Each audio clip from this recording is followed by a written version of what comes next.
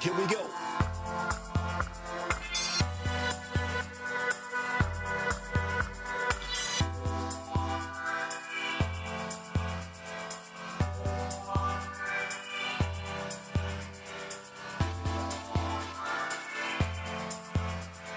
Hey everyone, welcome to Checkpoint Achieved, episode 15. I'm Bryden Keks, and I've got me here today, Gage Paul. Hi. And Dan Szajnzinger. Hey. You're back. I am.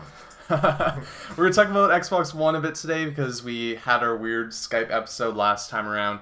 Talked about the details and stuff like that, but a lot of other things have come out. Kind of a better idea about all that too. But we'll start off the episode as we normally do, talking about the news this week. And would you believe it? Lots of Xbox news kind of following up on the conference. And the thing that you were really wanting to see, Gage, was a Banjo-Kazooie game, right? Yeah, that's what I wanted. And Rare are apparently set to announce a storied franchise at E3. And we got the list here: Banjo-Kazooie, Conker, Perfect Dark. We'd love to see Perfect Dark. We all that went perfect last time for them. But this time around, it sounds like it's going to be Killer Instinct. Have you ever played a Killer Instinct game? I have not. Again, this is, dating myself again. I don't really know what Killer Instinct's about. I know it's a fighting game. That makes me a little bit sad inside. That's going to be the game that they're going to be debuting. Because a new Conker game or like a Banjo-Kazooie game, that'd be kind of sick launch title, or at least launch window title. Nuts and Bolts 2. No. Please give it to me. You're never going to get it. It's never coming.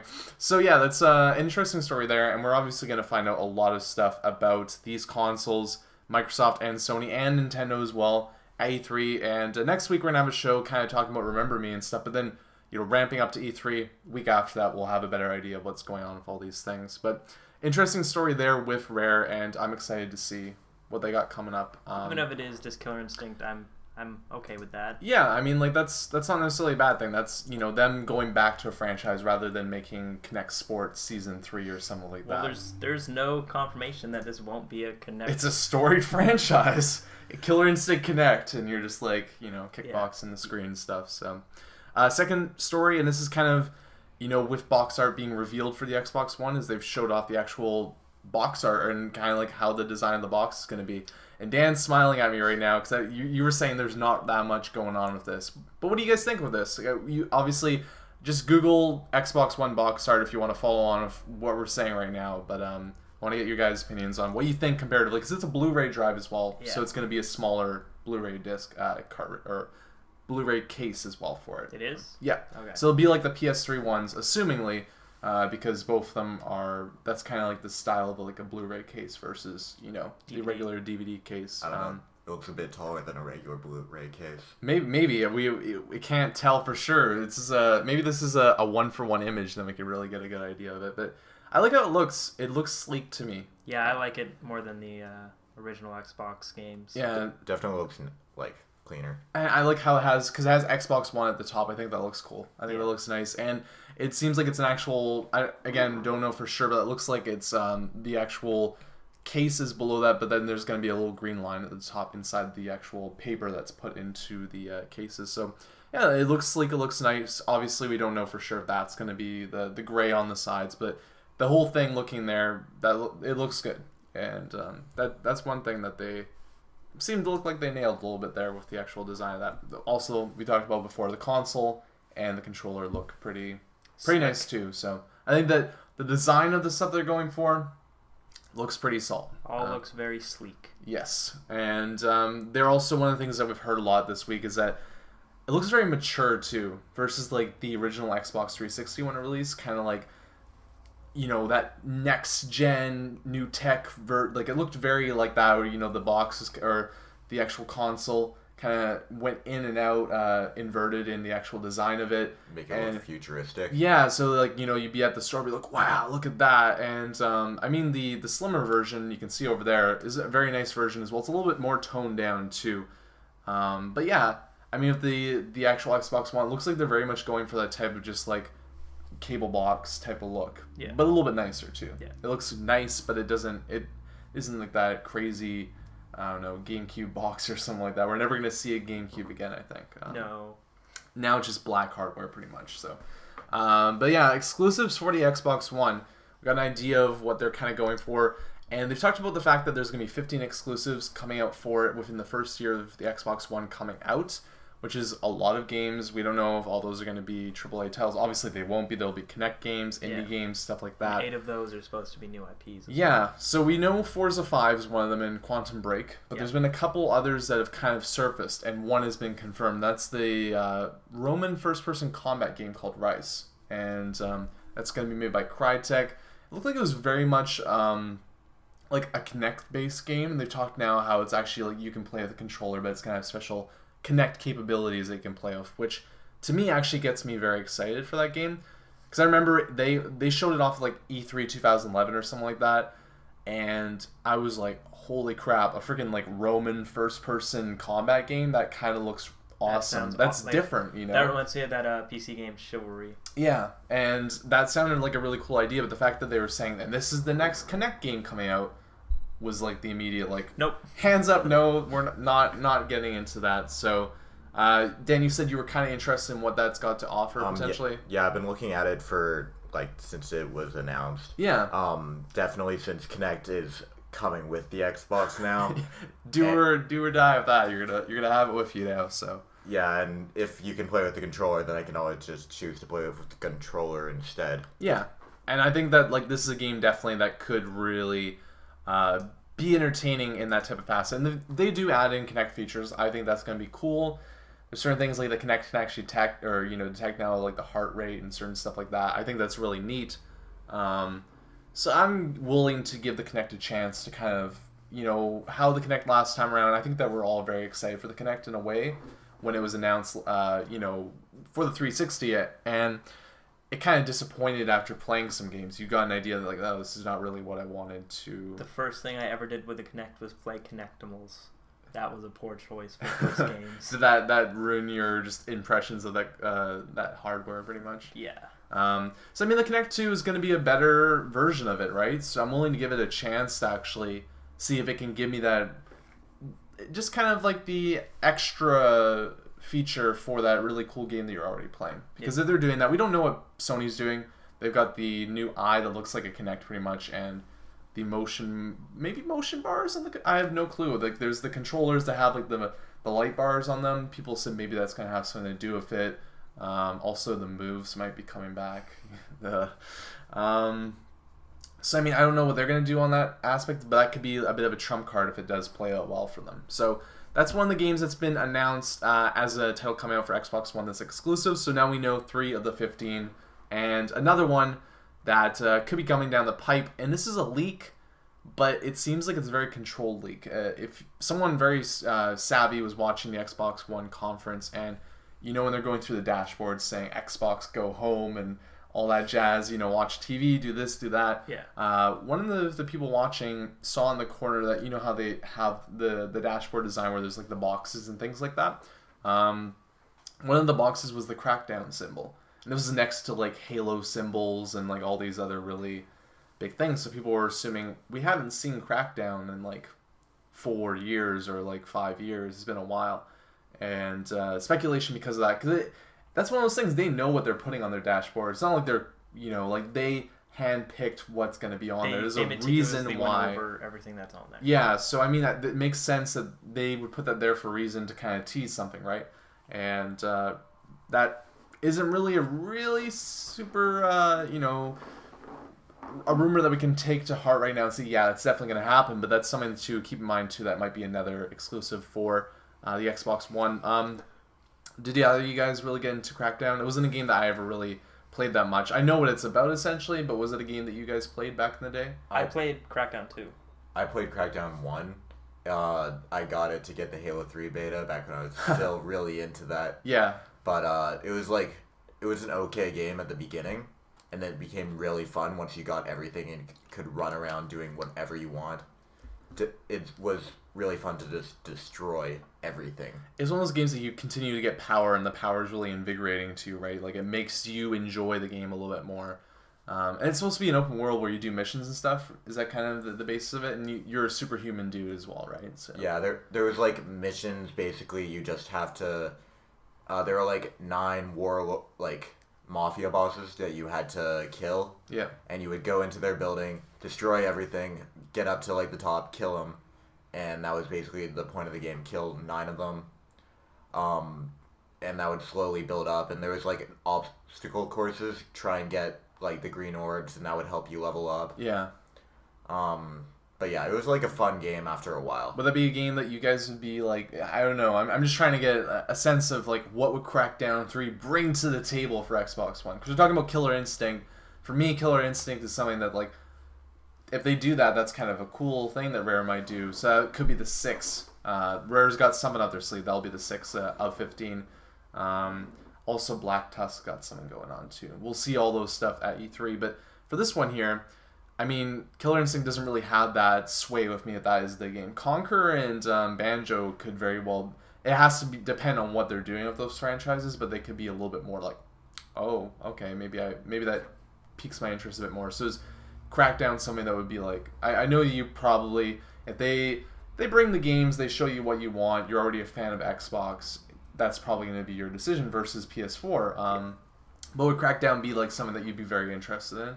I wouldn't be super interested in it. I would probably play it when it came out. Yeah, it was like one of those launch games. It could be like, oh, I'll get that as my second game or something like that. I guess since I need a game to play with this. Yeah, one of those, like, it'll be like Killzone Shadowfall or something like that. I think Killzone Shadowfall is going to be a cool game, but it's not necessarily my, most anticipated. Yeah, title. like if I look at this fall, I don't say Killzone Shadowfall, gotta play that game. That's one of those games, like, if PS4 comes out, it's guaranteed to be a launch title. If Infamous Second Son comes out at the same time, too, then that might be the go-to game for me, because I really enjoyed the Infamous series. But Killzone Shadowfall is kind of, maybe, I think it's a little bit higher up than a Crackdown type of game, but still, it's that kind of game where you're like, this is a launch title game, so I'll buy this game, but if it was any other time of the year, and there's, like, Grand Theft Auto, and Assassin's Creed 4 and Watch Dogs, all these other awesome games come out, then it might get buried for the time at least. But it gives us a bit of an idea what they're going for here. We're going to get a lot better idea in the next couple weeks of those games. So they won't announce all of them, but kind of like how Sony said that every single studio that Sony has is working on a PS4 game. That's a really cool thing to hear, similar to them saying, here, we're going to have 15 games in the first year that are exclusives. Yeah. Those are two really, like, that's both sides coming out, guns blazing, saying we're gonna have things that you're gonna want to have this console for, and that's why there's so many exclusives at the beginning of the generation. Like, the end of the generation now, we barely have exclusives. Like, Sony does that a bit more, but if you look at Xbox exclusives, it just came down to like the Gears, the Halo, the Forza. Cameo. Yeah, no, I mean, like, we don't want another cameo, do we? But I mean, and the idea, like, at the beginning, they tried to wheel you in, right? That's the idea of these next-gen consoles. They have to give you a reason to buy these consoles. Like, there's going to be so many games like Watch Dogs and Assassin's Creed that are cool games, but you can buy them on your PS3 or 360 if you want. Most people don't know the difference. If that game's going to be running at like 20 frames per second and chugging on your PS3, you will buy that anyway, because you won't know that. You'll just think, oh, this game's kind of crappy, right? I mean, those are games that for someone that might know a little bit more, that's like, yeah, I want to get that. I want to play that game, but at the same time, too, both these sides need to come out and bring out games. Like, there's, the rumor that maybe Uncharted 4 is going to be at the Sony event, and there's Sony Ben that could be working on Siphon Filter, which would be actually really cool to see that game come back, because they made that game back in the day. Yeah. And that's what's got me really excited. I'm going on to a mini rant now in a way, but that's what's got me really excited for E3 this year, is that you thought, or at least I thought, console exclusives are starting to die off a bit. It seemed like that. Like I said, you got your Gears, you got your God of War, your Uncharted. There's a couple, like, I commend Sony for bringing out things like The Last of Us and Beyond Two Souls late in this generation. Gran Turismo as well. But it really dies off at the end. There's not like that constant stream of exclusives coming out where, like, I remember at the beginning of the generation last time around, I felt truly shitty that I had one console, not the other. Like, there was games that came out that I couldn't afford to have another console, but boy, did I want that PS3, because I already had my 360. I wanted to play, like, Uncharted and stuff like that when it came out, but, like, that's what they gotta do. They gotta pull you in both directions to, like, hopefully they win the tug of war between, you and maybe they get both, you get both consoles, but, especially the fact that it's gonna be so expensive, it'll be really, really, really interesting to see how this whole thing plays out in the next couple weeks. What games are going to be bringing to the table, and what type of message these guys are saying too. But actually, you know what? Before we move on to the rest of the news, because that's pretty much all the news for Xbox One, I wanted to get your guys' opinions on the Xbox One, because we talked last week. That was right after the event. There was so much other just the hailstorm of news that came out, and the vitriol, just hate from the internet that was like, I had to say this for myself. I had never seen something that crazy. Like, I spent the day covering news, putting stuff up, and doing things in regards to the Xbox One reveal, and it was crazy just looking at like the internet, and it was like I'm watching Game of Thrones right now. I felt like it was like a battlefield and like a bloodbath of like gifs and stuff like that. It was everyone was hating on the Xbox. I saw. Yeah, and like I'm coming from the standpoint that I did not necessarily agree with that. And if you listen back last week, I actually listened to the podcast on the way home. I don't know, like last night or something like that, when I didn't have any other podcasts to listen to. I was like, I'll just listen to our own podcast, see what it sounded like. And the really interesting thing that I kind of found from it is that we actually sounded very, like, we had kind of maybe a negative spin on how we felt, but when we actually talked on the podcast, we gave it a lot of, like, we weren't shitting on the Xbox. Yeah. We were saying, yeah, they could have done things better, they could have gone with this a little bit differently, but this still looks cool, and it's interesting to see what they're going to come out of this. So it was interesting actually looking back, because I thought I was way more negative than it was. And it turned out it was, and I kind of had that impression right now. I just want to see what they bring to the table. I'm so excited for a couple weeks to go by so we can get an idea of that. But because you're both here, you're not across the continent, and Dan, you weren't here last week. I just wanted to get your guys' opinions on just like the initial announcement, and not necessarily like that whole aspect of it.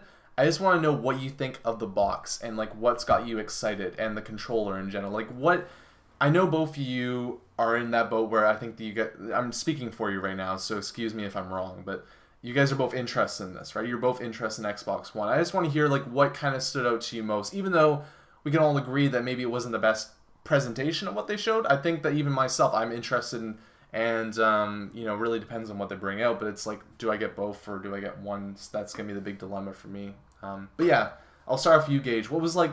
What coming out of that console, like what is going to be the most neat features that you really are excited to kind of play around with? And the controller, the rumble features and all that, what has that got you interested? I just want to hear kind of where you're coming from on that. Yeah, it seemed really interesting. The controller, it seems like it just has rumble pads and the triggers now. Yeah, there's going to be, there's a small rumble in the middle of the controller, and there's a big rumble like we have in normal controllers today. And now there's two in each. Yes, so they showed off different demos where in regards to you shooting a weapon, the rumble slightly happening in the trigger, you driving a car where it would start in the small rumble, move to the big rumble, and move to the trigger.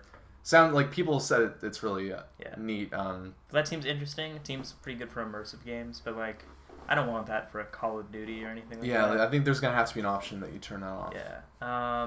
Besides that, everything else seemed pretty interesting. They did talk about TV a lot, and I'm not too interested in that, so I just kind of ignored that. Yeah. The Kinect... it seemed cool that it could recognize your heartbeat just from like seeing the heat in your skin, which is fairly creepy. Yeah, well, one thing actually I'll interject here is that a lot of the talk this week's actually been about like the Kinect always being on and that kind of creeping people out. That doesn't bother me. No. Like, I mean, I don't know, there's already so many different cameras that are in my life already. I don't feel that threatened by that, but is that kind of the same for you guys? That doesn't seem scary?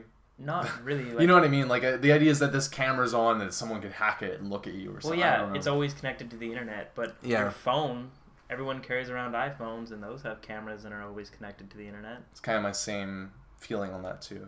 I don't know, like you, Dan, do you agree? It's no big deal. I don't really care that much, Yeah. but I've also had like people talk.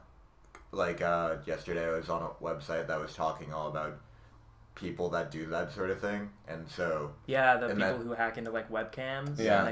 And, like, just like a group of people watching one person, it like freaked me out. yeah. And then immediately after, someone compared it to the Xbox One. I was like, oh, right.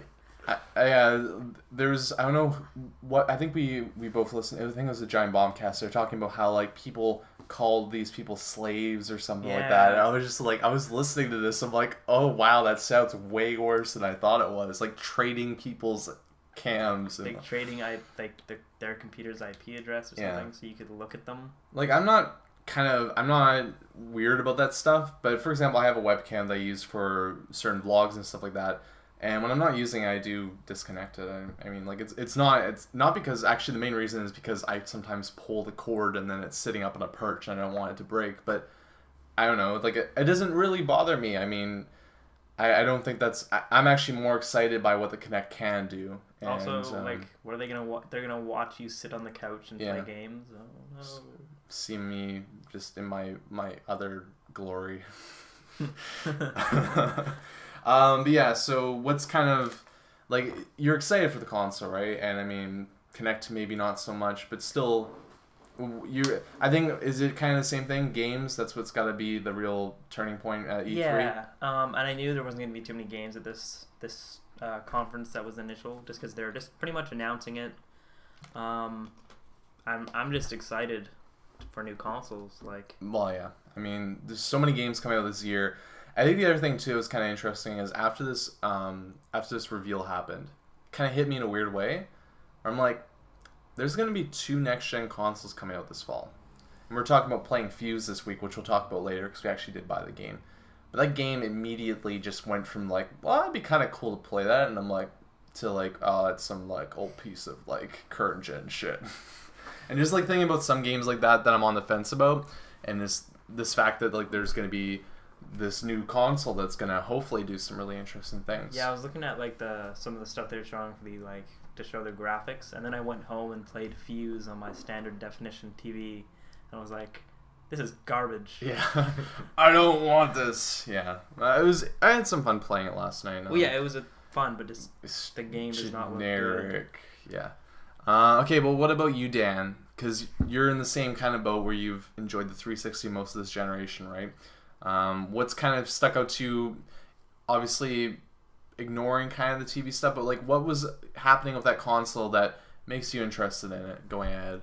Well, the controller was definitely a big thing. The rumble, like, I'm one of those people that leaves the rumble on at all times. Yeah. I can't play without it. I get like really bad at every single game, no matter what.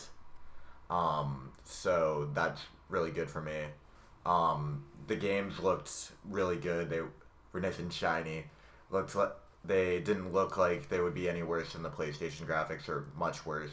Yeah, that was one of the things that you were saying you were a bit worried about, or like just kind of heard things about. I thought they were going to be pretty much on the same level of playing field. And we talked a little bit before that they are pretty much the same. There's just a little bit difference in the processing power of one versus the other. And I thought it was the RAM. Yeah, well, the RAM inside the PS4 is going to be better, so that it's DD5 versus DD3. Yeah, so the DDR5 is going to be able to actually just have more going on. I don't know. I forget the exact term for it, but it's 5 like think of it this way: the highway's got 5 lanes instead of 3 lanes, and the traffic's not going to be as bad on it. Their analogy. So versus the OS situation on the Xbox One, they're going to have to put a little bit more towards that, and that's what's going to make the Xbox One a little bit better in that regard. So you're loading up screens, you're doing stuff like that, it's going to be easier on the Xbox One. It's going to be quicker on the Xbox One. But sometimes in the games, when you play on the PS4, they're going to be able to just kind of make a situation happen a little bit easier. If there's a lot going on the screen, it's going to be able to kind of decipher that a little bit easier for you. But I don't think we're going to see that big of a difference except for exclusives. Yeah. Those are the only times that both sides can go. Like, think of it this way: they're both at 90%, but then they have their own specialties. When exclusives come out, they can make it go to 100% or something like that, and it'll look better if it's an exclusive because they're going to tailor it to the system specifically. But that comes back to the same thing as well, that, you know, we talked about like Call of Duty 2 being this awesome looking game back when the 360 launched, and now you look at that game and it looks like street trash pretty much. So I mean, it's one of those things. This on my NES. It's one of those things now where it's like, yes, we're looking at these games and think they look really awesome, but 5-6 years from now, same thing's gonna happen. I think, at least, that it always happens, and I know that games continue to get better, but they start to look a little bit more. It's more in the details now rather than anything, but it's gonna be that way. Get to the point where we're playing movies. Yeah, basically. Quantum Break. Also, I think I called it Quantum Leap or something like that last week. I don't know. Also said the episode was episode 17, so I was lost. I was just enjoying the Call of Duty dogs. That's where my mind went to. Mocap dogs. Mocap dogs. Yeah, so Dan, excited for console. What do you think of the console? How it looks and all that? Well, it looked like a console. I never really cared about what it looked. Yeah. I mean, just as long as it does what you want it to do. As long as it doesn't do Red Rings of Death again, I don't care.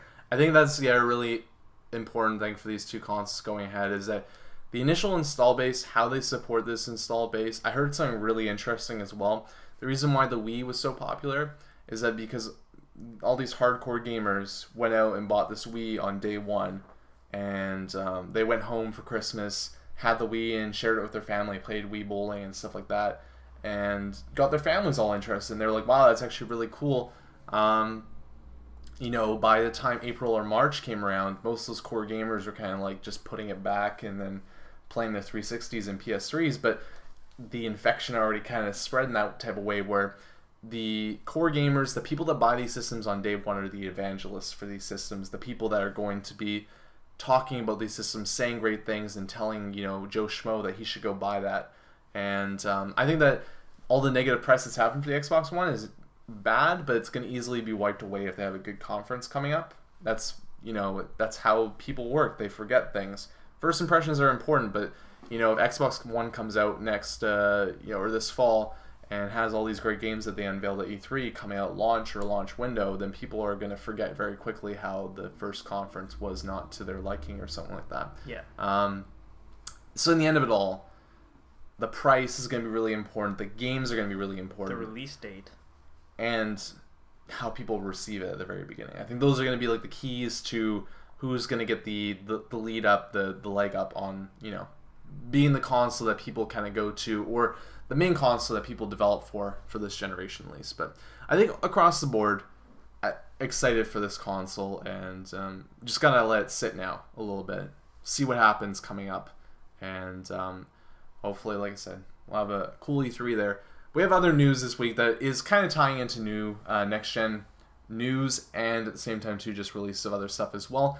And the first one here that actually just happened today, I'm very excited for, actually. Double Fine kickstarted a game, and they really got the Kickstarter phase going. They had that whole, they were trying to get this, I don't believe it's a point and click, but it's a very it's a very basic kind of back to roots of what Double Fine used to do, that adventure game where you're going around talking to people, and I mean, I think it's called The Forgotten Age. Do you know which one that is? No. Okay, well, I believe it's called The Forgotten Age. Maybe I'm wrong. It's my quantum leap of the week, but that game was the game that they were pitching as like, we want to make this story adventure game again, and people came in just droves to support them. Now we've got this whole thing where FTL came out as you know, Kickstarter game. Some other ones maybe not as good have come out, but this is now a way for people to make games, right? And there's like Wasteland 2 is another one that's Starship Command for the iOS. Yeah, a lot of that stuff that's coming out that people are excited for, and it's kind of like, well, you wanted this game, now you can put your money where your mouth is. And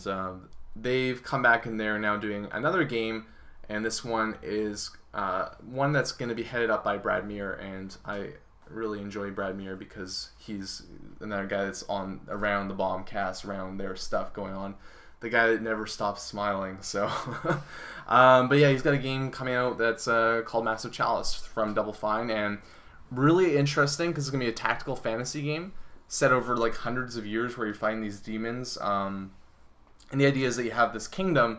You are, I think it says that you're an immortal king, but you have your heroes, your children, that they go out and fight these battles, but you also have to, you know, have them come back and have children and create this legacy for your kingdom and continue. And you have to make these decisions of, like, you know, if someone dies on the battlefield, they die. And they tied it in like it's going to be like XCOM and Final Fantasy in regards to gameplay, but Game of Thrones in regards to like the actual back kind of politics going on, which to me sounds that sounds right up my alley. Yeah, so I'm very excited for that. I probably won't kickstart it just because of the fact that I've never kickstarted anything before. I don't see the reason to start now. Gotta create an account. Yeah, the money, but it looks really cool, and they have a $750,000 goal.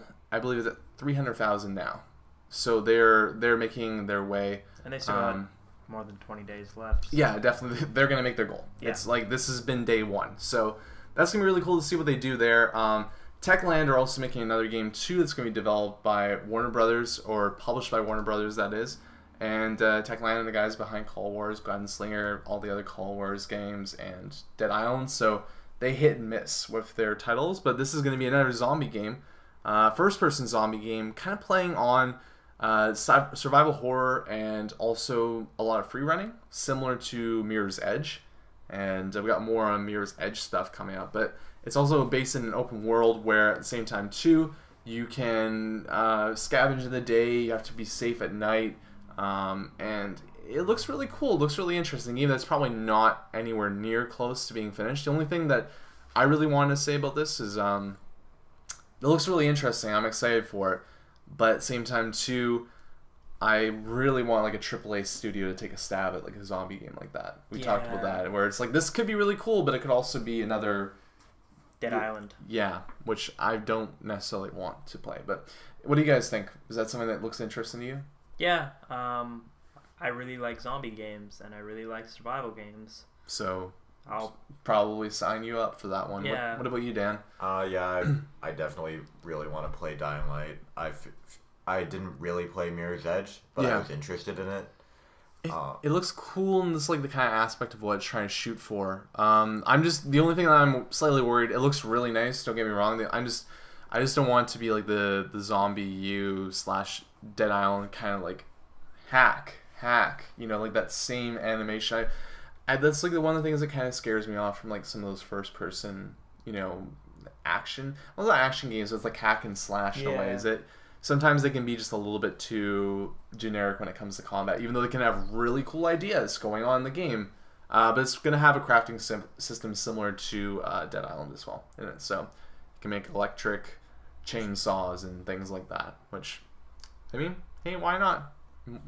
When in doubt, just use a flame-throwing pickaxe with arrows on the end. Yeah, that'll do the trick when you're fighting zombie hordes. So another thing too, because we have Forza 5, we have Gran Turismo 6, and Drive Club. These are all games coming out. Grid 2 came out this week as well. That I was kind of thinking to myself, yeah, well, that game looked like a real treat to play. That one came out last week, but there's a lot of racing games now being announced coming out, and it was interesting because I felt like there was a little bit of a lull. Really, no racing games kind of being at the forefront. We had Need for Speed last year and Forza Horizon.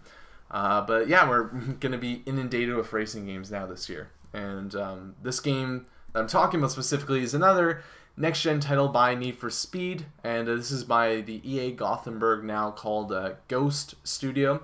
And it's set for release at November 19th. And it's going to be kind of playing on like the cops versus drivers thing. So what they've done in like 3 other Need for Speed. Yeah, like they haven't done it in a while, but kind of going back to like that Most Wanted type of vibe where you're being chased and stuff like that, which is kind of cool. But the one that I really want, I don't think they'll ever do it again because it was like a 2000s phase that people loved, was Need for Speed Underground. That was a game. I liked those. That was one of my favorite games when I was a kid because I would just too. Put like the LED lights under my car and be like, yeah, I'm gonna have sick, decals on this car, and I can bump it up and down and listen to my R&B hip hop on the street.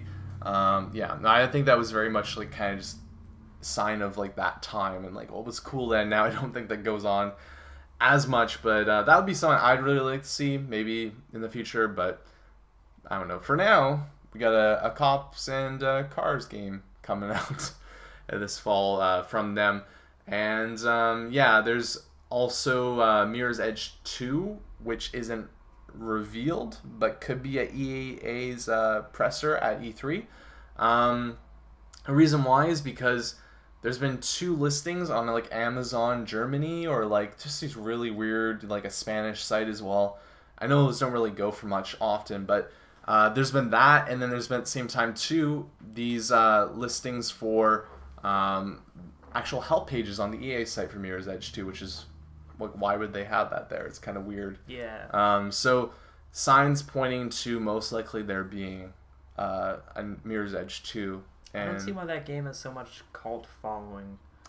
I played it just a couple months ago, and you played it back in the day. I didn't have an amazing experience with it. I thought it was really cool, but those first couple levels. I think it's just parkour. People Yeah. really love parkour. Yeah. But those first couple levels were good. They were outside. You got to do a lot.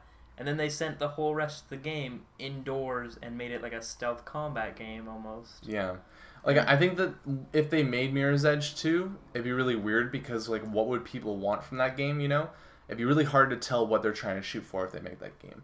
I hope that if they do make Mirror's Edge 2, that DICE will come to it and be like, okay, back in the day when we made this game for EA, it was kind of like we're pitching this weird idea and they accepted it. We had a lower budget. Now there's a following that wants this game. Look, EA, they asked for this. You give us a better budget. And I think DICE has really grown since then that they can, you know, make something really cool and kind of take like what they've learned in the past 5 years or so and put it to good use for making this game. But not announced yet. Another kind of like Killer Instinct / Crackdown server. There's a lot of those right now because this week there has been news, but it's been a lot of just kind of like, this might be coming if wait a week, you know. So we'll have to wait a week, but that's kind of an idea of what could be happening as well at E3 from EA. We got two more here before we move on to new releases this week, and then we'll take a break on the show. We got the hotly anticipated Blizzard game, MMO Titan, which is kind of what would be taking the baton from WoW, which, you know, was actually losing a lot of subscribers, a lot of people that actually play that game right now. This is kind of like the game that Blizzard are really kind of pushing, saying, hey, this is going to be the next great MMO. It's been delayed till 2016, maybe even later than that. So they're making a next gen MMO game, but they're taking their sweet time with it. Started in 2008, and they were supposed to reveal in 2012. We haven't really seen anything from it, but that gives us a better idea. This is really just off in the distance. I don't get into MMOs that much though, so neither do I. it is more like a kind of a industry big story though, regardless, because that is a really big game. Yeah, so I mean, that'll be interesting. And then the last story they got this week is a story for Nintendo, because we'll throw Nintendo a bone. Everything else is going on this week. They've got Sega's exclusive Sonic Lost World, which is a new Sonic game coming out. This is going to be coming out for the Wii U and the 3DS. And it actually looks good. I say that with a grain of salt because Sonic games, they're just, I don't know.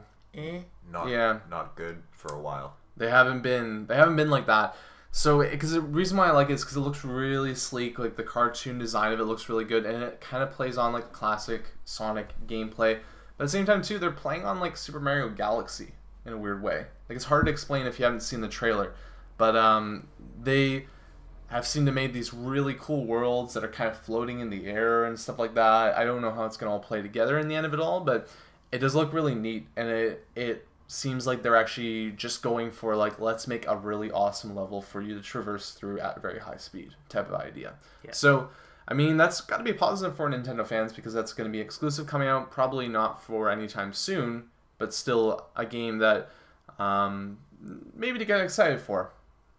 I don't know. We'll see with that one.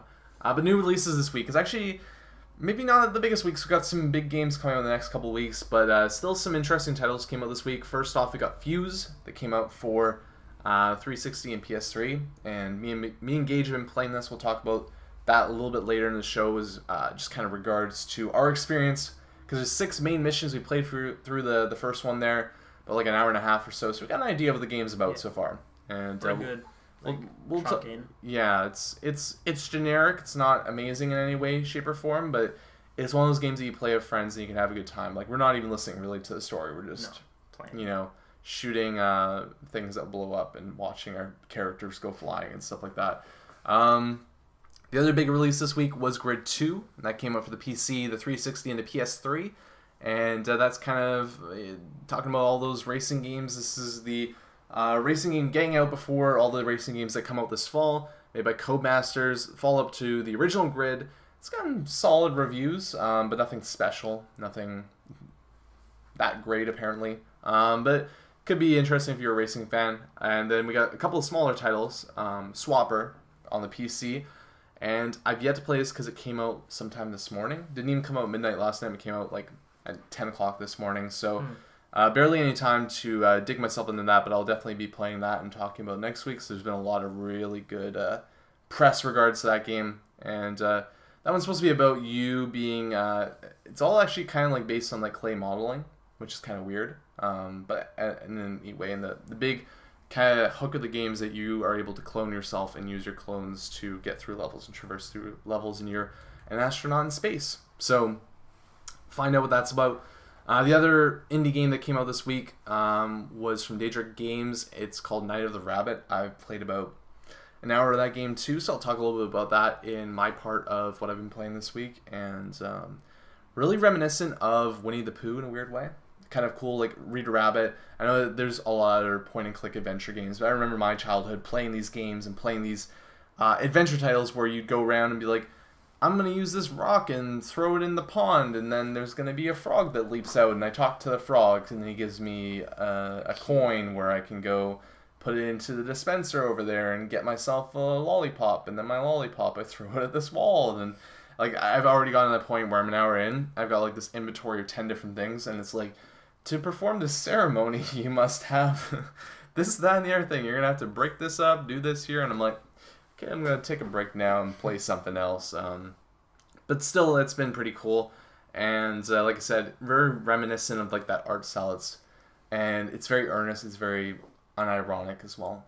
Because it's just kind of, you think that maybe it'd be ironic and just kind of like the art style and stuff, but it's very like, it's just like the British voice acting sounds like I'm watching like Winnie the Pooh in a weird way. Like I keep going back to that, but that reminds me of my childhood in a cool way actually. So that's awesome. Probably is going to get a little bit more mature down the road though. I can feel it coming. And lastly, Crusader Kings 2, which is a strategy game based in Europe, and I don't know that much about this game. I just saw a trailer for it where someone was worshipping the devil, and you know, that looked kind of funny, and I was like, okay. So that's new releases this week. We'll be back with actually a review for Metro Last Light, because I played through the game. Gage played through it a bit too, so we'll get his opinion on that, and I'll talk to you guys about what I thought of the game, give it a review, and yeah, we'll be back in a second. Alright guys, before we move on to our Metro Last Light review, I wanted to talk a little bit about our checkpoint achieved review scale and some of the changes that we're actually going to be implementing, including in the Metro Last Light review going ahead, so that we feel like we do a better job on our reviews. We have plans for lots of stuff in the future, including more Spoilercasts and more reviews, and you know, we had this scale that we built at the start of everything, and we now had some time to kind of look over it and make some small changes to it to really, you know, kind of impact what we actually want to see when we're doing a review for a game. And to start off with, the interesting part is we've done 3 Spoilercasts so far for Far Cry 3 Blood Dragon, Tomb Raider, and Bioshock Infinite. All these games, we wanted to give specific actual values to what we thought the game was worth. And by doing this, we wanted to also give a rating for each of these so that we kind of knew what we're talking about. What ended up happening in regards to all that is we actually made a 100-point scale without really knowing that we were doing it. And we agreed overall that this is a little bit too vast, a little bit too varied, and you get way too picky when you have a 100-point scale. 100-point scale is way too nitpicky compared to what we should actually be talking about. A game, you get into points where you're saying, well, this is an 8.4, that's an 8.6, this is the reason why this one's a little bit better than the other one.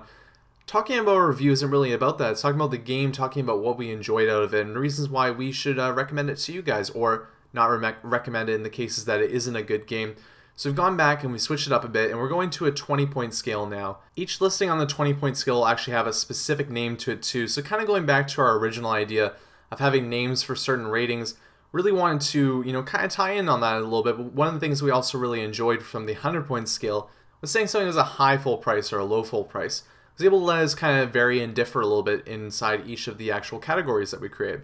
So the idea that we went with the 20-point scale is we had a bit of variance there, but we also got to say 10 names for 10 different ratings, and then a little bit of variance between the 0.5s as well. With that said, the names for each of these categories now are 10 being the very highest, and that is a classic, and there's no 0.5 for the classic category. That is the very highest that we'll ever give a game, and really something that was one of the best games of this generation. Below that, we have 9.5 and 9 for must play, 8.5 and 8 for full price, 7.5 and 7 for price drop, 6.5 and 6 for Steam sale, something very similar to price drop, a little bit lower than that, and then 5.5 and 5 for bargain bin.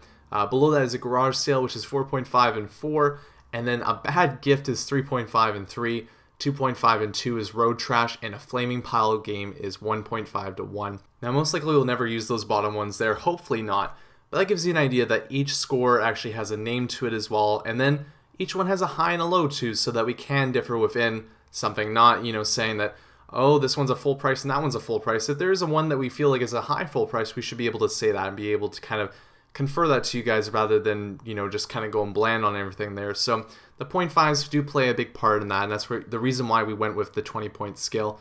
But with that said, hopefully you guys kind of enjoyed the changes that we made there, and you'll see it in action coming up ahead in the Metro Last Light review and also in the future. But yeah, Metro Last Light. I played through it. You've been playing through it, but this is my review. So step aside. I'm going to get you to throw questions at me in regards to it and kind of talk about some of the parts you enjoyed. But I wanted to share my experience with Metro Last Light. And it was an interesting one because you were going away at the time. And we kind of confide and, figure out, you're going to play this game. I'll play this game, I guess, too. Just, to have something to talk about in the show. And also maybe have a game where you can also do a review for like this on the show as well. And Metro Last Light was kind of one of those games where I got the opportunity actually from someone that I know. He gave me Metro 2033 for free. I checked it out. I was like, this is kind of cool. And the stuff for Metro Last Light looked pretty awesome. And I didn't have any major intention of doing it, but I decided, why not? I'll pick up this game. It looks cool. There's reviews coming out for it that are pretty solid. And I have to say I was pleasantly surprised. And I would have liked to talk about this a bit sooner. I know it's a bit late. But I want to kind of share, my experience with the game overall. And it was a very fun experience because this game, first off and foremost, is absolutely fantastic when it comes to the environment. Yeah. The one thing that you can take away from playing Metro Last Light is this game is beautiful, especially if you play it on the PC. This game looked fantastic. I bought it for the PC. And, that's one of the greatest things that I took away from this game is that it really does the wasteland well. And it really paints this picture of this world that is, a wasteland, a place that you never want to be, but this world, Russia, just after this war, you don't even know what went on because the story doesn't go into detail of really explaining the actual fate of this world, but a place that is decrepit of life. And the environment and how your character kind of plays into it is the main thing that really brings you into this game. Now, Metro Last Light is definitely a very serviceable shooter. If you play Metro 2033, that game was all about the environment and everything else kind of dragging you down. Maybe the story was good, maybe you enjoyed the story, but everything else, that game was a negative to the positive of your time in Metro, or in the Metro, that is. And this game does that. It does that just perfect, but also adds a very serviceable and strong shooting system, and the whole base of this game is based off actually bullet currency as well, which can play a really neat part in the game. If you're playing at a certain type of level, you'll actually have to use your money, which is, I guess it's called armor grade bullets, which you don't actually use in the game. You have bullets for each of your weapons, but if you run out of bullets, you actually shoot money to kill enemies, and they're actually more powerful weapons, or more powerful ammunition than your normal just ones laying around on the ground. So I really enjoyed the actual kind of way that you could change your weapons as well in this game. I don't know if you've experienced that much yet. Yeah, a little bit. It's really cool because you get an idea of what weapons you enjoy. They give you the options of changing them up. You find different weapons throughout the game. And I felt like it was actually a very good customization system of kind of getting me into this role of playing this character.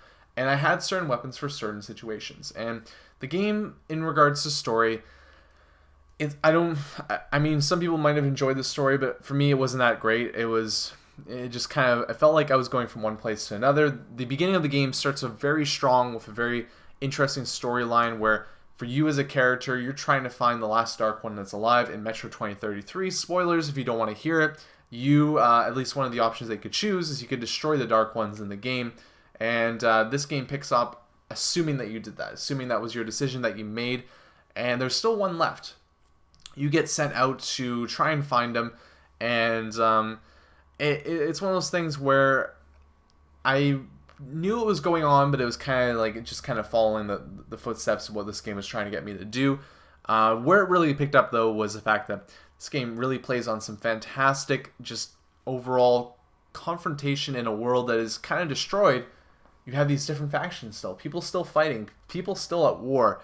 You have the communists. You have your own people, the Rangers. And on top of that, too, you have people that still are nice and strong with the Reich, and they're rolling in their good old ways that way in Russia. So, I mean, you got this just complete different idealisms of what you should and shouldn't do. Each side is really thinking, I know what I'm going to do. I know how to make the Metro a better place, either by force or not by force. And it creates a very interesting story because you're stuck in the middle of all this. You're obviously a ranger, and that's kind of your role, but you have to go and see these people in person, and see all these environments. And I mean, I really enjoy some of the characters, the actual subtitles in the game. In regards to playing in Russian, it's supposed to be better. I play in English. Sometimes the actual English voice acting is a bit spotty, and just kind of like being able to enjoy what they're saying, it can be a little bit comical sometimes, which, you know, it has its spot in the game in some ways. But that's all aside, and I won't go deep into the story in any case because I won't want to spoil it for you guys. But the story is serviceable in a lot of ways. What I come back to again and again when I think of this game, and what will keep me interested in remembering this game throughout the year, is the fact that this game has an amazing environment, and the actual way that you interact with the enemies in it as well is absolutely fantastic. Now, my actual least favorite parts of the game were facing up against the human enemies, because I felt like those places were very kind of just, you were in a tunnel or corridor, yeah. And I mean, like, you give the option of doing stealth, you cannot do stealth, but I feel like the enemies were kind of stupid in a lot of ways. You know, I actually dropped down in front of one enemy one time, and I was crouching. He didn't see me, and I was perfectly fine. I just stabbed him in the back, or knocked him out or whatever, and it was all good in the end. But at the same time, too, the actual stealth impact of this game is very nice, because it gives you the option of doing that if you want to, and I love to play stealth when it gives me an option in a game. And you have this little wristband as well that shows you if you're seen or not. That was a good feature. That was, I think that's one of the most important features in stealth, is knowing if you were being seen or not. I've yet to play Dishonored, but I've heard that's one of the problems with the games. You don't know what's going on in regards to that all the time. And this game does a really good job of that, and I enjoyed that. And it was good to know that too when you're facing up the other type of enemies. So we have those guys there. You have to play them a certain way. I usually try to go as stealth as I can, and then at other points too, I'd mix it up as well once I was seen. But you have the I don't know the specific name of them, but they're like this weird morphed up wolf type of animal. They're interesting to face, very hard to crowd control because they just come flying at you. The type of AI that just keeps going till it, you know, tries to kill you. They're all interesting. But my favorite enemy in the whole game is these spiders that you find in the dark corridors as you're going through the metro, and you can only kill them by specifically shining light on them, and the light actually burns them, and at a certain point, they'll flip over onto their backs, and you can shoot them at that point, or just continue to shine light on them. Sounds easy to deal with, but if you have 3 or 4 of them at the same time, it can become very chaotic and very hard to deal with. Where I was looking at one, I'm like, oh yeah, it's burning him, and then suddenly I'm being hit from the side. You're like, whoa, yeah, that's very hard to kind of deal with there. But what it all ties into is your character Artyom and his ability to, well, not necessarily his ability, but you as the player, you have the control of what you're doing. I mean, you're going through these dark areas. You have to actually, you know, power up your flashlight on your freaking weapon, which is so awesome. No game does this way, or at least I feel like no game does it this way, and this is so great. You know, like, I had so much fun when my, you know, light would start flickering. I'm like, oh shit, there's spiders here. I need to, you know, charge up my weapon, and, you know, I'd be doing that, and I'm like, oh crap, and, you know, the spider webs slow you down. You can use your little lighter to burn through them. The other thing too is, not even talking about the atmosphere outside, but the fact is that if you shoot someone with your gas mask on, blood will literally just cover your face, and there is a button on your freaking controller to let you wipe your face off and just clean off the blood, because you can't see if you don't do that. And these are all things that just play so well into this environment and make it a really unique, awesome experience to have. And going outside, the fact that you have a gas mask on, you cannot breathe the air outside. You need to change your gas mask depending on the level that you're playing at. You might actually run out and you might die if you don't keep looking for stuff. It's all tying in together to create this really awesome game. There's, you know, these other sea creatures in it as well. I don't need to deal or delve into all of that, but the main point being in this game, the story, it is serviceable. You don't need to follow it word for word. The characters can actually be memorable at some points, but the combat, the gameplay is fun to have, and it all ties down to really a game that has great atmosphere, and the fact that you're playing a first-person shooter, that is fun. That is a great time to be had. And I'm, you know, not necessarily burnt out on first-person shooters, but I find them often generic at this point. And a game that kind of adds these new things that, yes, they were in the original game, but something I never really experienced before in an amazing-looking game, and I can't say enough about that. There are issues when you play it on console. You've had that experience. I've had issues with playing it on the PC where crashes happen, weird NPC issues happen. There are issues with this game. This game is not a perfect game.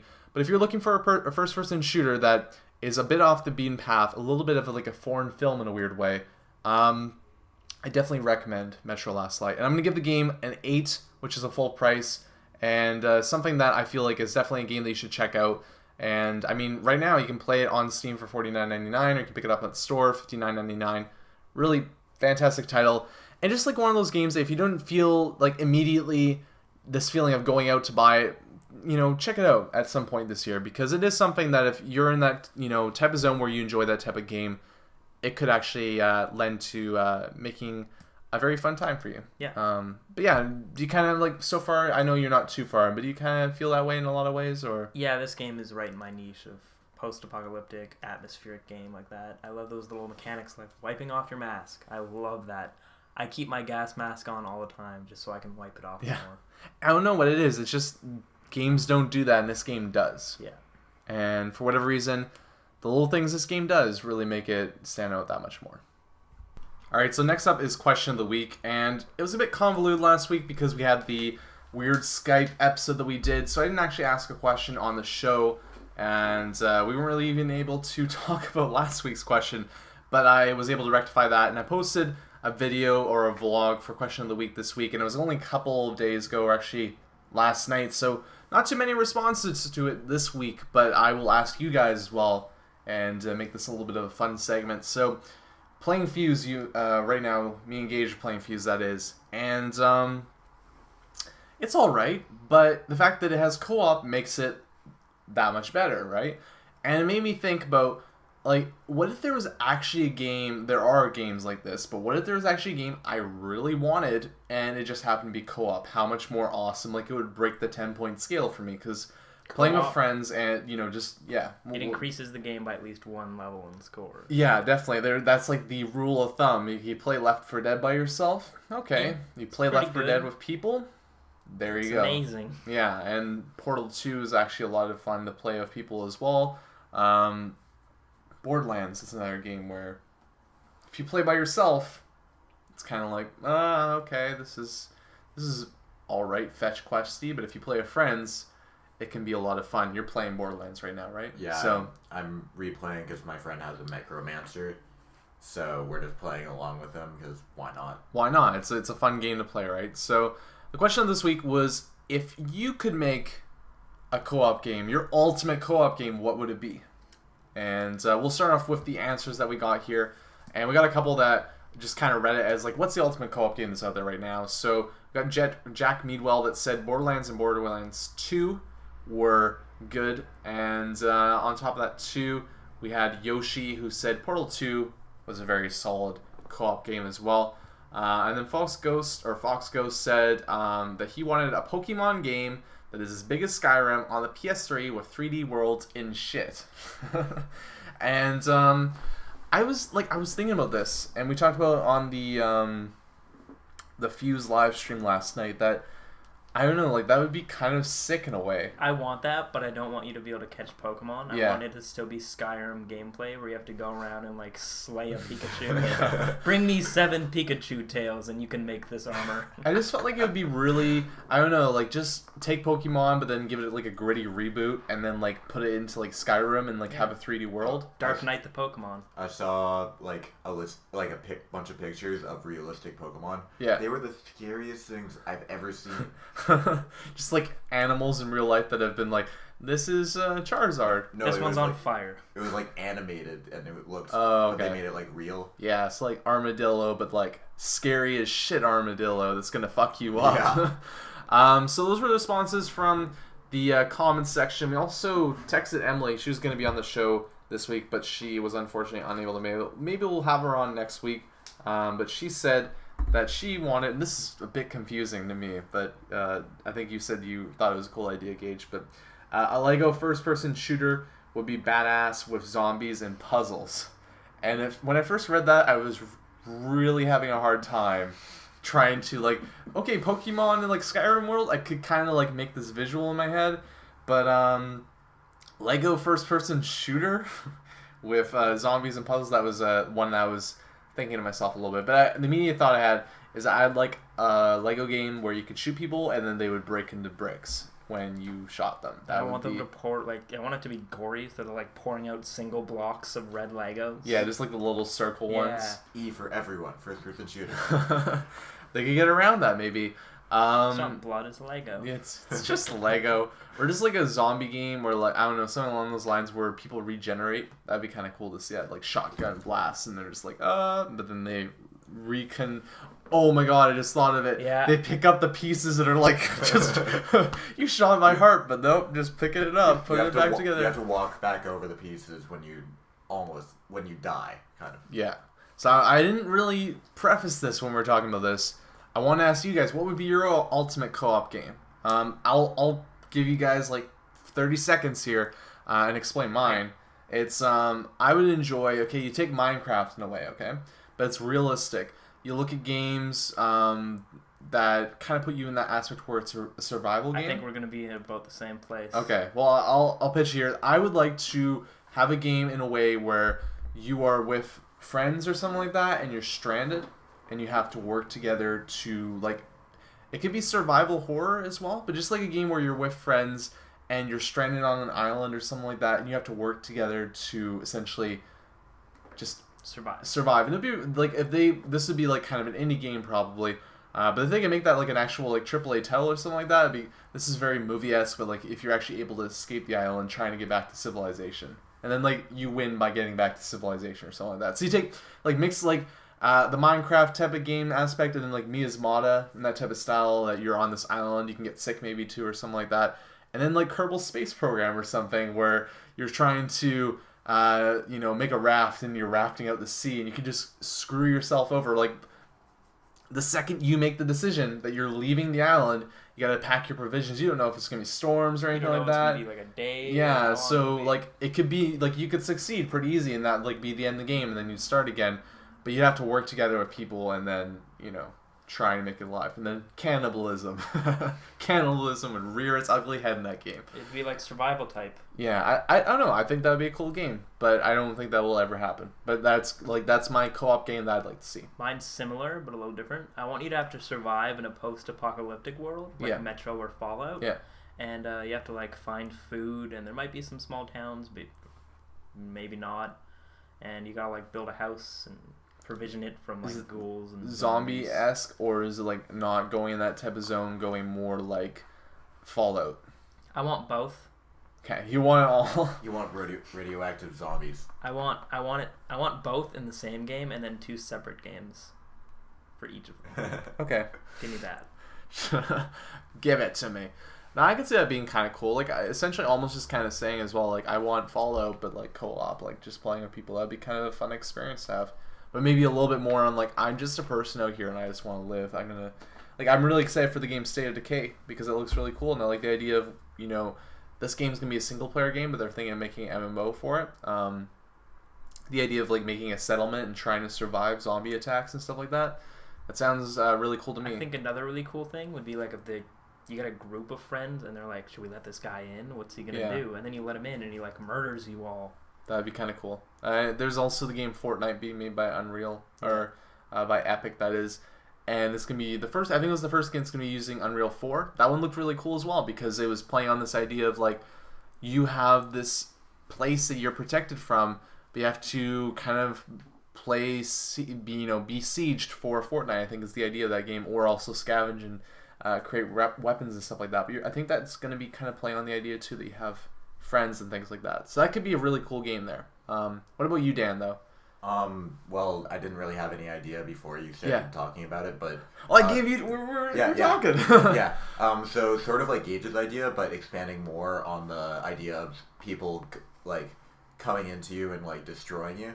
You could have it so that it would be open to people to randomly join. Yeah. Have, like, people that could... You could set it up so you can kill each other, but you could also set it up so it's, like, PvP. People come in, you try and see whether they'll work with you, and if not, like, kill them. Yeah, so if you have a group of 4 friends, it's really a discussion of should we let this guy in and help us? And you can also take a group of 4 friends and go into other worlds. And, like, pretty much do raids. Yeah. World War, or DayZ, I guess, is the one I'm thinking of. Yeah. They have that where it's it's really cool actually. Like I've watched videos in the past where there's videos on YouTube of like this group of like 6 or 7 people that are together, and then they run into one person. And there's this one video that I watched that was absolutely amazing because it was showing the human psyche, right? Is that one guy pretended to be one of the other people and entered their group. Like they'd just be raiding, going through this place, and he pretended to be them or be a part of them. But what he did is he killed one of them. And they all thought they were, their own people. And they started freaking out. Like, who did this? Like, they couldn't figure it out. And then someone else shot someone else. Like, just because he was like, I don't know what's going on. And he just, like, shot someone else. And then they all, like, after that guy died, they all cumulatively shot him. And they were down, like, 4 people, including this guy. And they're like, okay, I don't know what's going on. We need to figure out where the sniper is or something like that. There's someone attacking us here. Let's spread out in this house. And I don't know how it specifically ended, which probably would have been the best part of the story. But it kind of came down to the fact that they turned on themselves so quickly and were so paranoid that it came, like all these characters, because the idea of that game is that you continually build your own like character. You have no weapons at the beginning. You end up like you're on shore at the beginning, have nothing, and you build your way up. As soon as you die, you lose all your stuff. You can go loot your own body, but by the time that happens, maybe someone has already looted your stuff. So in this game, all these people were very like they had their weapon loadout. They were all good to go, and just because they freaked out, obviously because they got triggered, because they got freaked out because of that. They just collapsed. And it was, I don't know, like co-op games like that are really awesome because it just kind of shows like how the human psyche works and like how people try and trust each other and like what that relationship can be, the backstabbing that can happen. We talked about in the past Far Cry 3 being a really fun game because you had water cooler stories that you could talk about. A really well done co-op game, or not co-op game, but even like MMO type of, not MMO like in that type of aspect, but like a game where you enter a world, there's 200 people in it, and they're all human. Yeah. I think that amazing stories come out of those experiences. And I think that if there's more place on that, that's why I really find co-op games really cool. Even if you're playing against a computer, you're working with people and you're interacting with these people that have an actual brain that you're interacting with them. And they will help you out. If you ask them for something, they'll help you out. If you, if I was playing by myself last night in Fuse, my AI wouldn't have thrown a grenade randomly. We were entering a place and like, okay, Gage, we're gonna go stealth, and you accidentally pressed L2 and a grenade went off. The AI doesn't do that. That's just playing with friends, and that's what makes it fun. That's what makes it enjoyable. And I think we're all on the same page that, like, I don't know, DayZ hits some notes with me that I thought were really cool. I'd just like to see something like that. I don't know, my experience or what I'd want is a little bit more survival in a weird way, because I saw. I don't know what the name is, but you remember that game I showed you with like the weird people and like the caves and stuff like that? Yeah. I kind of want that, but like co-op. That would be kind of neat. So, I don't know. We'll have to wait and see what comes in the future. But if games like Fuse sell well and people just straight up know that the game isn't that great, I think that could help. Like, just someone out there will notice this and be like, maybe we should make some co-op games. Because it seems like to me that co-op games, the idea of a co-op game is that you don't have a friend that tells you it's good. Your friend says you need to play this, and you get a group of 4 friends. Like, we went to EB Games and bought Fuse at the same time. That was 2 purchases of that game that would have never happened otherwise. Yeah. So that's how that mass purchase happens for a game like that. And I think that's good for the industry, but it just has to be intriguing games for us to actually play in regards to that too. So we'll finish up on the show. Dan, you got to go in a little bit here. So we'll start with you first because we'll talk about the games that we played this week. What have you been getting up to? Well, we talked about Borderlands 2. I've been playing that. I'm like level 20 since, like 2 days ago. Yeah. I've also been playing Terraria, which is... How's that game? I really enjoy it. It looks really bad if you just look at screens or anything. It's like a 2D Minecraft, but more combat-based. Have you played Minecraft at all? Yeah.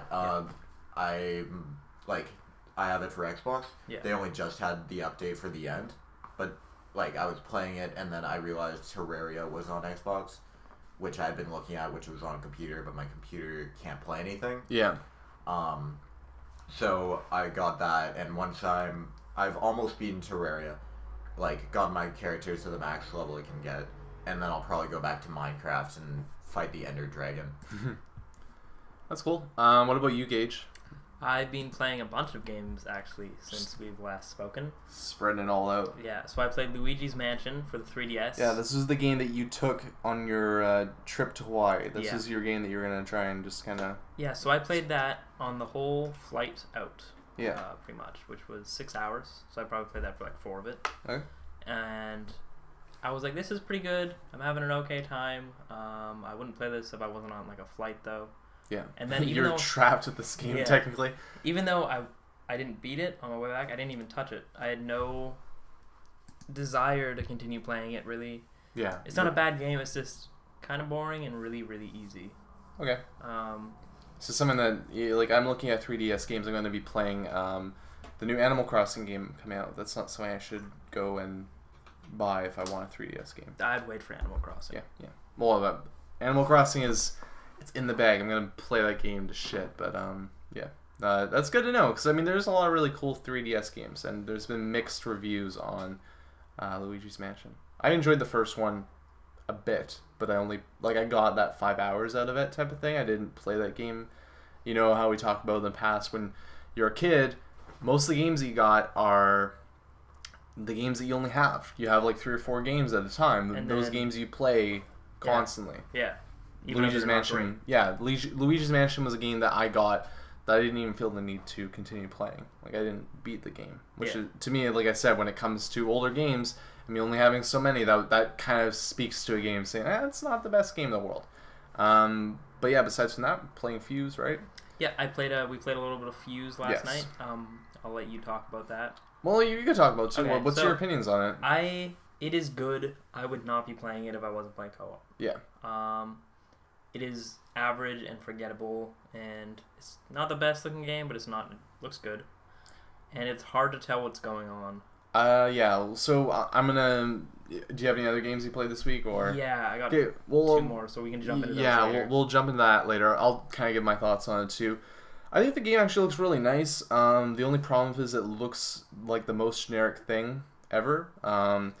And you're completely right in saying that it is so hard to tell what the hell is going on in this game because there's so many enemies coming at you. There's so much going on. You can barely even hear the voice at certain points. Yeah. I mean, I was just going along having a fun time. It essentially became, because we were doing a live stream of it, that I was just trying to make quips of you and just talk about like, oh, this is funny, or like, you know, whatever's going on, making fun of our adventure and the game that we're playing. But you're completely right. I would have a really hard time playing this game if I was playing it by myself. I think the cool thing too is that the fact that we're playing co-op also makes me anticipate playing it a bit more. In a way, like if I was playing it by myself and could play it any time that I wanted to, I think my interest for this game would be but yeah, like for example, we're gonna play this morning. I was kind of like, I'm gonna be ready to play this morning, but I was like, oh, we didn't play, which is fine. But at the same time too, I was like, I'm down to play another mission in that game. It's not like I don't want to play it. It's like I'm excited to jump back in. So I think that more speaks to co-op than it's gonna be really, because I think we'll definitely probably just do a review for this one, and rather than do a spoiler cast for it, because I don't really think one of the things I'm gonna talk about too in regards, because we got the new rating system that we're pulling out now. And we're gonna change things up a bit, and we'll be posting reviews on the website, 2 actual written reviews, and for the podcast as well. We'll be doing more just review stuff that doesn't have any specific spoilers in it. For the big games, we'll do spoiler casts, and we'll still pretty much all the ones we committed to, we'll still do those ones. But those smaller ones, like Far Cry 3 Blood Dragon, was kind of on the borderline of being like, we could have just talked about that for 10 minutes. So, I mean, it's going to be one of those things, like Fuse as an example, we'll just talk about. We'll do a double review on that game once we finish it. But it'll be interesting because it'll be weighing like our own single player experience versus our experience versus playing co-op together. But I'm having fun with it. Dan, you got to go. All right. I do. Well, it's been good having you on the show, man. We'll have you on again and probably talk to you after E3 sometime. Of course. Yes. E3 we'll get your soon. Yeah. Oh, geez, I'm super excited for it. But yeah, what are the other games you've been playing this week? So I've also played a little bit of Metro Last Light, which we've already talked about. And then the other thing I've been playing is I've jumped back into Injustice, or not that I stopped playing it really, But 2 new DLC characters have come out that I finally acquired. You got Lobo, who is like, he's pretty much like Ghost Rider. Yeah. But the DC version and better. There's Batgirl as well, right? And Batgirl, who has kind of changed the playstyle of a lot of people. Oh, so she has this game has been really focusing on zoning, because a lot of characters have guns or projectiles. Yeah. And she is one of the first characters to have a teleport. Oh, so okay. when people are zoning you just teleport over to them, and that kind of stops. That's kind of breaks their strategy that they had previously. Yeah, which is pretty interesting. So a lot of people have been playing her, and whenever you go online, that's pretty much everyone's playing Batgirl. So is it like, I don't know, like I like DLC characters, but it's like annoying when it's just like, oh, this character came out and it broke the style I was playing, or no, because what has happened is at first I was like, what? I don't know any of her moves, and these combos are all confusing me because I didn't go around and play with her. First I just jumped online with Lobo, and then I was like, oh, this is that. So I learned her really quickly. And now I'm finding it really easy to face her because I know what most people are going to do with her. Because not much stuff is being... She's still new. Most people are just trying to teleport to me, but I know how to stop them now, so... That's cool. It's not that annoying. So you're still enjoying Injustice, though? Because you've been playing the game on and off for a bit now. Yeah. So it has legs, essentially. Yeah, I'm enjoying Injustice. That's good. So yeah, I've been playing Fuse this week. Besides from that, I've been playing another game called Night of the Rabbit, and... I wanted to get in the Swapper. Like I said, that'll have to be saved for next week just because we did the podcast, actually doing the podcast late this week, but even then not able to have enough time to get around to playing it. But I did play Night of the Rabbit, and I pretty much kind of just discussed all that I had with that game, but it's really cool. That might be a game that I actually bought, and I'm happy that I bought, but I might not finish it. I might play like another hour of it and just kind of be like, that's an experience that I had, and it was neat. I don't know. It's weird because it's a point-and-click adventure, which is actually very cool because that's something that you rarely see in games right now. But it also reminds me that I feel bad as like a game or two, but I was playing. I wasn't bored. Like, I enjoy going around. But it wasn't as stimulating as I wanted it to be. And I feel terrible saying that because it does look really cool. And the art style is fantastic, and I can just see how the story is going to keep going. But at the same time, too, I just wasn't overly stimulated by the start of the game, and I felt like I was sitting there waiting for the dialogue to end to like just continue on. I like the exploration of the areas. It's really cool because it just plays on all these thoughts and all these things that I had from my childhood of playing games similar to it. But yeah, I mean, it's a point-and-click adventure where you're a kid and you aspire to be a magician. It's kind of like the basis of the game. It's 2 days before school, and you're very adventurous. You like going out in the wild and checking out stuff. The game starts off that you're actually picking blackberries for your mom to make a blackberry pie. So mundane stuff like that. But it's very, like I said, it's got like that very unironic, but just so, I don't know what the word is specifically, but he's super excited. He's like, I'm gonna pick berries for my mom and make pie, and then like, I brought the berries, Mom. Does this mean I get the first slice? And she's like, the first slice you get. And then like, and the biggest? And she's like, and the biggest. And he's like, oh boy, this is gonna be the best blueberry pie ever, blackberry pie ever. And it's like, it's cool, but it's so sincere. That's the word. It's so sincere of what it's doing that I don't know. It really hits the right buttons in a lot of ways, but at the same time too, I'm just kind of feeling at the same time that I'm like, I want to continue to look at this game, and maybe if I have some time in the future, I'll play it, but it isn't pulling me in. It isn't, Fuse. I want to finish Fuse before Remember Me comes out. That's kind of like my inner goal. Yeah, because I want one thing to be over so that we can move on to the next thing type of thing. But this is one that I could totally just see letting it sit around for a couple months, and then maybe when I really want to play a point-and-click adventure, it's there for me to play. That's pretty much what I've been playing this week. And like I said, Swapper next week, we'll talk about that. Remember Me next week, we'll be talking about that too, because I'll be out next week. And we're going to have a big show next week because I'm going to try and get as many people in as we can, get some E3 predictions going on, and make it a fun time in regards to that. But that pretty much does it for the show this week. You can send in questions to us at checkpointachieved@gmail.com. You can check out our website at checkpointachieved.com, where we'll be kind of updating it a bit more, trying to get more info on there as well. We'll be at least I'll be doing some actual articles on there because I do enjoy writing as well. So we'll be getting that out, and I'll be doing that on other websites. But if you want to see my stuff, it'll be there along with the podcast. And I'll also be getting up that big PDF that I keep on talking about, the gaming PDF that we're using. So you guys can have an idea of what games we're going to be doing Spoilercast for, what games we're going to be playing. And if you just want a list as well for releases and stuff like that, it'll be there for you to use as well. And I guarantee it'll be up before E3, so that E3 will come around and completely destroy it, and I'll have to redo it all over again after all the announcements of all that. With that said, the question of the week this week is actually, what is the game you're most excited to see at E3? It could be something that hasn't even been announced yet, like Uncharted 4. It can be a game that we already know is coming out this fall, like Watch Dogs. Just something that you're very excited for. You can send the email to checkpointachieved@gmail.com or wait for the video to go up on the YouTube channel Brydo. Until then, though, guys, we'll be back with episode 16, the preview show for E3, and we'll have plenty of coverage as well of E3 when that comes around, too.